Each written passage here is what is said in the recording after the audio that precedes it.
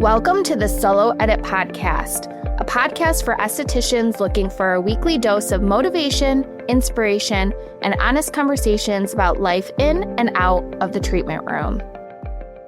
Running an aesthetics business requires more than skill in the treatment room. I say this all of the time. If you're a business owner, it does not matter how great you are at giving a facial if you cannot run a business.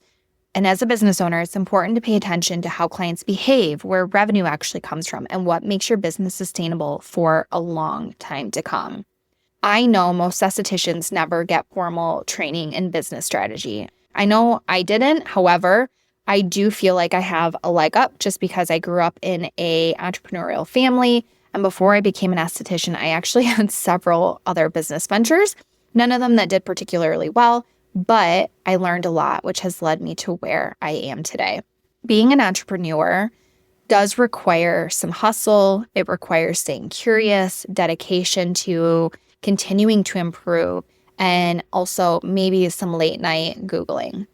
Today's episode isn't meant to be confusing. In fact, I'm hoping it just brings some clarity by focusing on a few concepts that actually matter and that I believe every esthetician should know in order to run a fulfilling, successful business.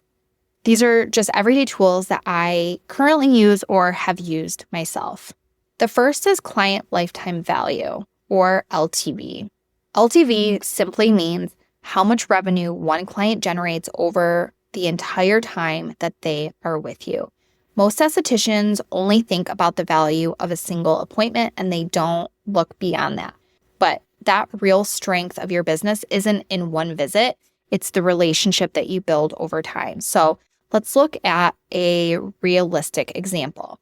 If a client comes to you once a month and spends $150 and buys around $50 in retail each month, that's actually $1,800 a year in services and $600 per year in retail. That's $2,400 per year from one client. Now imagine if you had 20 clients like that. That is why LTV matters. This number will help you prioritize the right clients, but also provide the best experience possible for that particular client. One loyal client is often worth more than 10 inconsistent ones. The second is retention versus attraction, and this is where revenue really comes from. New clients often feel exciting because they feel like growth. A lot of businesses spend so much money in marketing trying to acquire new clients without really focusing on nurturing the clients that they have. Retained clients are where that revenue actually comes from. This is because they spend more, they refer more, they trust you, and they require less emotional labor and create that predictable income that we all need. Our goal as estheticians, as business owners, shouldn't be to constantly replace clients. It's to keep those right ones, those good ones, those steadfast ones. If you want to have a steadier business, you should be focusing on long-term treatment plans, the experience that you offer, your follow-up with those clients after their visits, being clear in your communication of next steps, and then finding creative ways to stay connected to them outside the treatment room. I think it's important to really remember that retention is not passive, although it can sometimes feel that way. It's very intentional and it pays off every month. The third is why fewer clients can mean more income. This is the opposite of what most estheticians are taught. You do not need to see as many clients as possible to make good money. Instead, you need the right clients, you need the right cadence, and the right pricing. If you haven't listened, check out my podcast, The Unlearning series from a couple of weeks back. I talk about this very thing in great detail. So I want you to imagine two scenarios. One business has 100 clients who come once a year, and another has 30 clients that come in every 4 to 6 weeks and follow home care. Which one do you think is more stable? Which one do you think produces better results? Which one reduces burnout and no-shows and emotional drain? I'm going to tell you it's the second one every single time because volume does not equal security, consistency does. The fourth is reducing unpredictability in your books.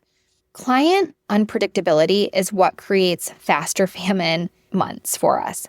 And sometimes we just can't help this because it's just the nature of the business. For example, June and July are notoriously slow. Welcome to entrepreneurship, right? The ebb and flow of running a business. I know I'm not the only one that proclaims, I'm going out of business if a client cancels or I have a slow day. I think that is just part of the journey. But there are definitely things that we can do to help strategize around this unpredictability. Some of those things are encouraging pre-booking, following up when clients fall off, improving our retail confidence. Check out my recent podcast about how to sell more retail, and switching up marketing seasons to entice customers when those seasons hit that are really slow. We want to try to get those clients to come back. There's so many more, but these are just a few of the things that kind of come to mind right now. All of those things will help smooth the peaks and dips of your income curve. The fifth is what scaling actually means for a solo esthetician. We often hear the word scaling, and I guess it can have a lot of different meanings to different people. But in my opinion, scaling in general is not hiring more staff. It's not opening multiple locations or turning our businesses into something that we don't even want. It should be, in my opinion, for solo estheticians about raising prices strategically, improving retention, optimizing your schedule so you're not overworking yourself, simplifying your menu, and reducing that non-revenue labor altogether. Think like outsourcing laundry. Scaling isn't about getting bigger. It's about making the same effort produce more returns financially, emotionally, and energetically. It should feel like a relief and not like an expansion. Can you imagine doing less work for more money? This isn't something that is too good to be true or something that is only for some people and not others. This can be the reality for all of us when we start thinking about some of the things that I have shared today. You do not need a business degree to run a successful aesthetics business. You just need a clear way to see the numbers and patterns of what actually matter. So again, to summarize, here are a few things that matter most for every aesthetic business.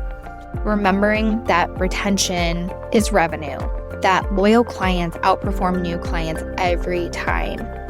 Fewer clients can absolutely mean a higher income. Reducing unpredictability in your business is important, and it will help your nervous system stabilize. And last, scaling is just refinement. It is not reinvention or going bigger. Thank you so much for listening today. I hope I see you next week, same time, same place.